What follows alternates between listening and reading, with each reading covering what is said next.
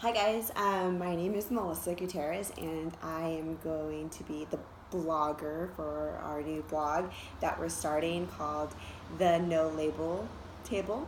Um, and I am just super excited about this upcoming school year for our son Gavin. And I wanted to talk to you today a little bit about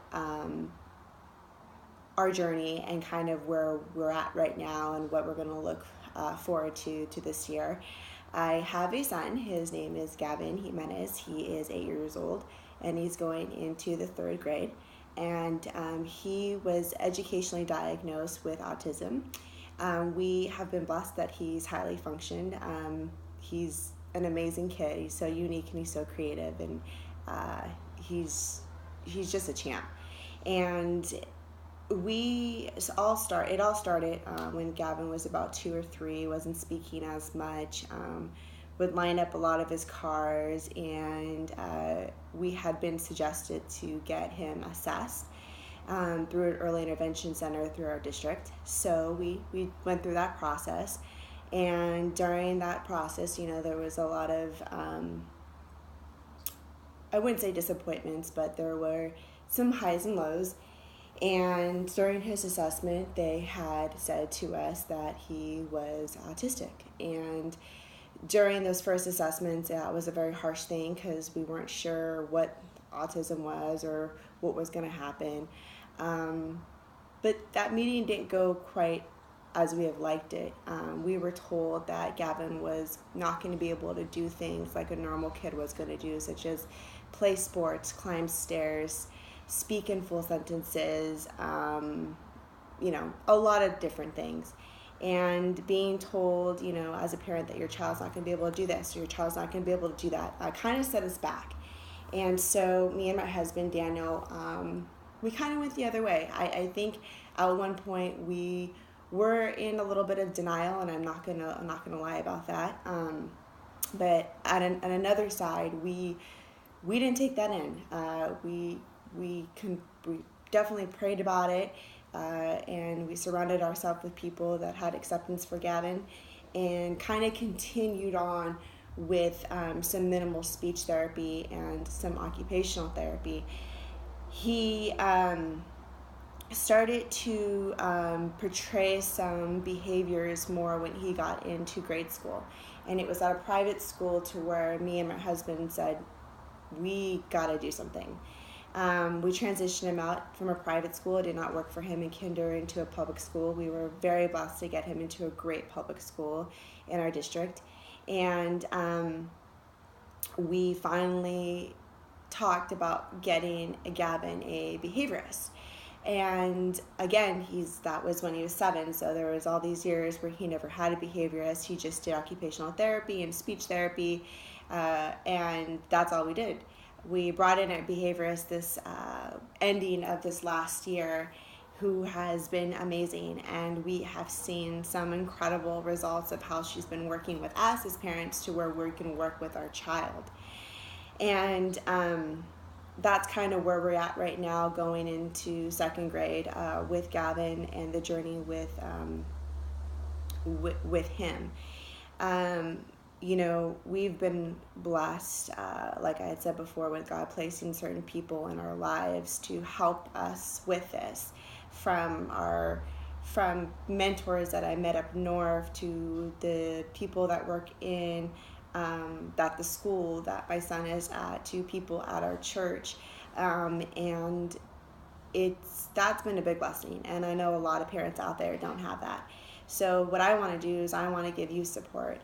I think a biggest thing is, we didn't know much about our own rights as parents and the rights for our child, Gavin, and what we could ask for in the school system. And a lot of parents don't know. Just like I said a year ago, I started to read a little bit more. I had a mentor up north that was telling me, you got to go this direction, you got to get this help. And at first I was afraid. I didn't know I could ask for certain things. I didn't know I could bring certain people into my IEPs. And so that's what I want to kind of transfer that information to parents out there that have been in the same boat as me. You know nothing. I knew nothing. I still am learning. And again, sharing that info to you to help your transition or your journey a little bit smooth. It is my goal. Sometimes I think when you gather a bunch of people and you talk about your child, whether it's in the IEP or with other people, they like to label. And so that's why I chose the name the No Label Table. I understand my son has been educally diagnosed with autism, but it does not define who he is. And again, people forget that. People say, well, your son's this, and he can't do this, and he can't. Don't tell me what my son can't do. Tell me how you're going to help me get the resources for my son so he can achieve those things. Like I said, we had a lot of doubters coming through our life for our son. And the things he's accomplished today, it brings tears of joy and happiness. And I think that's really humbled us a lot. And I look to him all the time when I face challenges, because man, he's accomplished so much. And I'm also going to post another video on how I feel about labels. Like I said, I don't want to talk bad about educational diagnosis. I'm not trying to say that. I do feel like it is important in order for kids to get the certain resources and help that they need.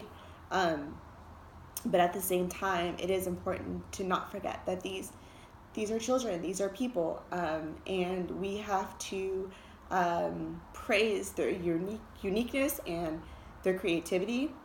And so, again, please take a look at that video about how I feel about labels and more of our goal here. And that's about it. I just want to kind of introduce myself. You can check out a little bit more of who I am, what I do for a living at our meet area, as well as my husband Daniel, and our kids. I'm gonna be the main blogger. My husband isn't really into social type of media, so he's applauding me as we continue this journey. And I am so thankful that you are here to follow us. And please, if you have any questions or anything like that, there is an area in the bottom of my blog to contact me. I would love to reach out and help. We're going to have a area in our blog that has resources that we've used ourselves as parents in order to understand our rights and our rights of our child. And we're going to have some craziness along the school year. We're going to have some disappointments. We might have some hardships. We might have some crying. We might have some screaming. But we're going to have accomplishments. We're going to have joy. We're going to have love. We're going to create support. And that's big. That's where I want to go to. And again, thank you, and follow our journey.